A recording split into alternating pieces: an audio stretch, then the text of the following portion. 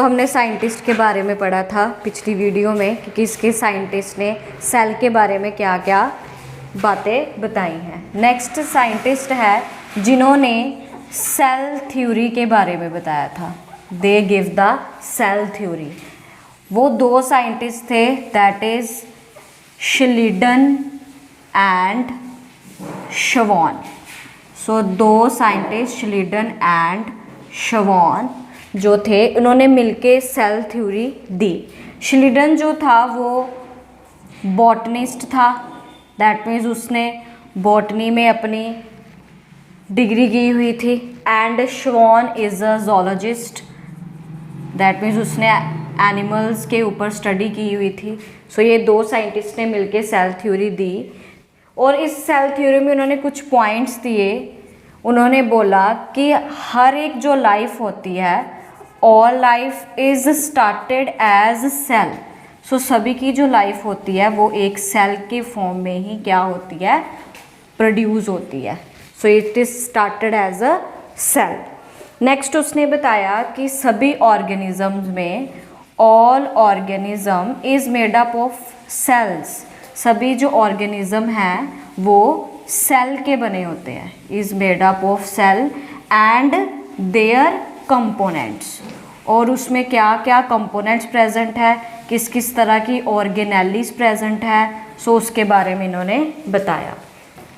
तीसरा उन्होंने बताया कि जो न्यू सेल्स होते हैं, that is the cells are formed from pre existing cell. कि जो नए सेल है वो पुराने सेल्स से ही बनते हैं।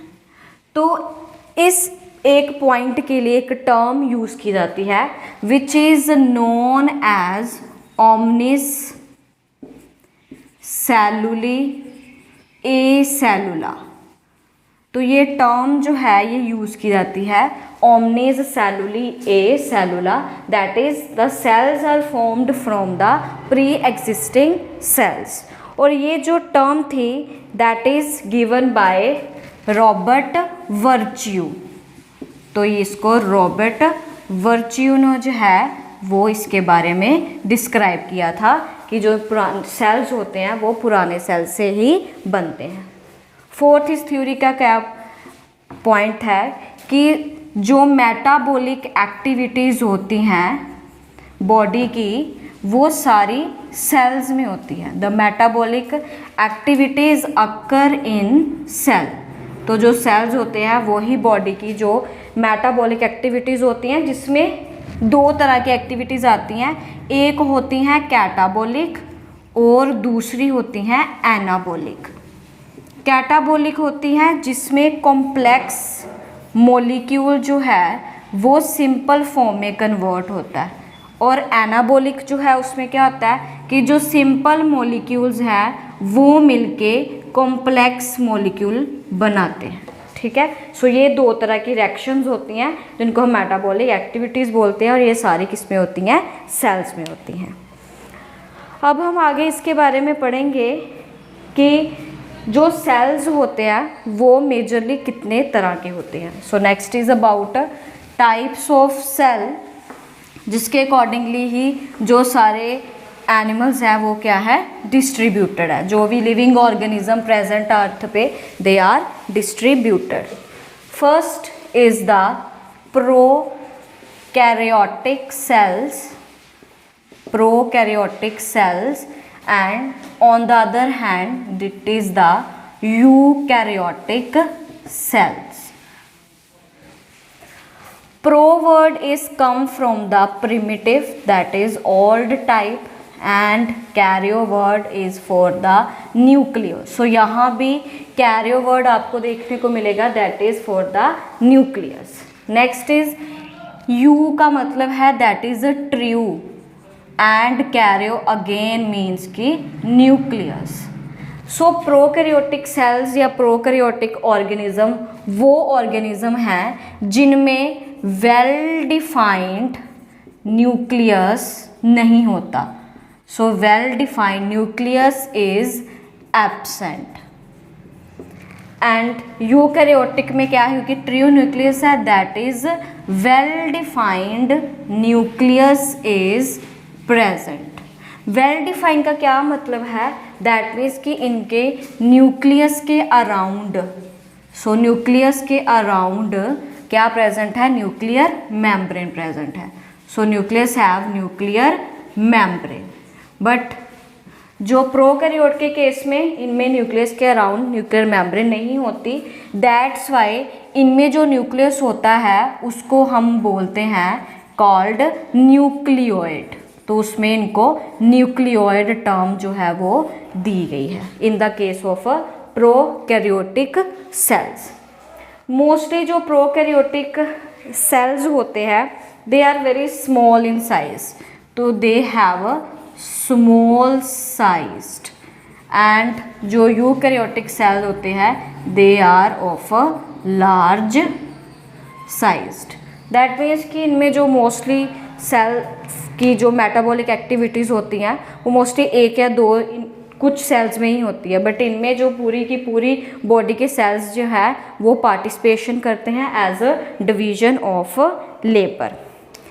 प्लस इनमें जो है दैट इज जो सेल की ऑर्गेनेलीज होती हैं, सो सेल ऑर्गेनेलीज जो हैं वो मोस्टली एब्सेंट होती हैं। एब्सेंट किसको छोड़ के, एक्सेप्ट राइबोसोम। तो जो राइबोसोम एक ऐसी ऑर्गेनेली है जो इनमें प्रेजेंट होती है, बाकी इनमें कोई भी सेल ऑर्गेनेली प्रेजेंट नहीं होती। इनमें सारी सेल ऑर्गेनेलीज प्रेजेंट होती हैं। So they have all cell organelles like जैसे गोल्जी अपरेटस है, गोल्जी अपरेटस, एंडोप्लाज्मिक रेटिकुलम है, इसके अलावा क्लोरोप्लास्ट है।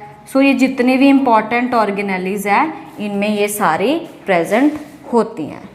सो ये था प्रोकैरियोटिक और यूकैरियोटिक के बीच में क्या डिफरेंस है। इसमें एग्जाम्पल्स क्या आ सकती हैं, प्रोकैरियोटिक में कुछ एग्जाम्पल है लाइक बैक्टीरिया। सो बैक्टीरिया जो है वो इसमें आते हैं। इसके अलावा ब्लू ग्रीन एल्गी होती है, that is also a prokaryote, blue green algae, जिसको हम साइनोबैक्टीरिया भी बोलते हैं। It is called cyanobacteria. और यूकैरियोटिक में बाकी जितने भी प्लांट्स हो गए, एनिमल्स हो गए, सो ये सारे किस में आते हैं, यूकैरियोटिक, क्योंकि इनमें एक ट्रू न्यूक्लियस प्रेजेंट होता है। तो ये था प्रोकैरियोटिक एंड यूकैरियोटिक के बारे में। अब हम देखेंगे एक डिफरेंस कि हम पढ़ते हैं ऑर्गेनेलीज और ऑर्गन के बीच में क्या डिफरेंस होता है। So again is the difference between organ and organelle.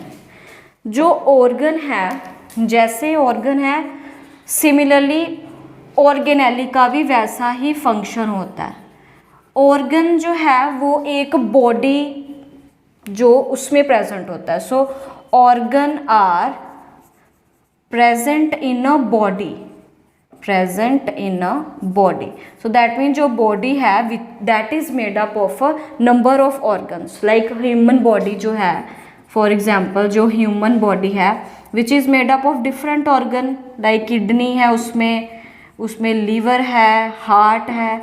So this kind of जो ऑर्गन है वो क्या बनाते हैं, कंप्लीट बॉडी बनाते हैं। सिमिलरली जो ऑर्गेनेली हैं, organelle are present in cell.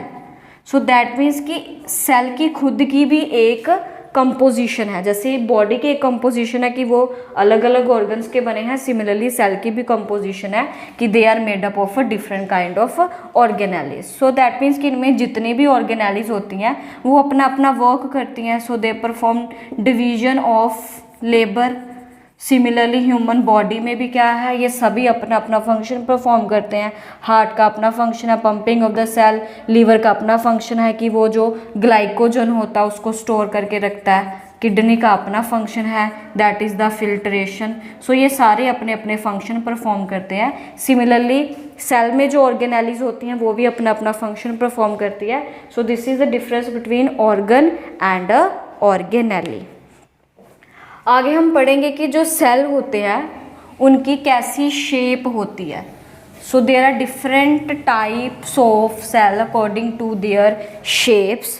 सो कुछ सेल जो होते हैं वो इलोंगेटेड होते हैं, कुछ सेल राउंडेड होते हैं, कुछ सेल अमीबॉयड होते हैं। तो हम लेते हैं वन बाय वन। एक होती है amoeboid shape cell, amoeboid shape.